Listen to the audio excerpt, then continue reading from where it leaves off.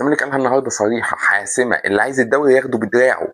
النهارده الزمالك من اول دقيقه في الماتش لاخر دقيقه في الماتش بيهجم، بيضغط، متاخر بيضغط، متعادل بيضغط، بيهاجم، هاجم، فايز بيضغط 2-1 بيضغط، بدأ الشوط الثاني هو فايز 2-1 ما تراجعش، ضغط وكمل 3-1 فضل يكمل 4-1 عايز يجيب الخامس ويجيب السادس. الزمالك بيقول لك ان هو مش هيفرط، الزمالك بيقول لك ان هو لو حد كان مراهن على ان انا هتراجع، انا مش هتراجع. اللي عايز الدوري هياخده بدراعه، دراعه. عايز تاخده الدوري من الزمالك روح خدك بدراعك، رقعك يا اهلي او يا بيراميدز. اللي عايز ياخد الدوري من الثلاث فرق هيفوز بالست ماتشات، والزمالك قالها صريحه ان هو داخل يفوز بالست ماتشات، مش هيتراجع.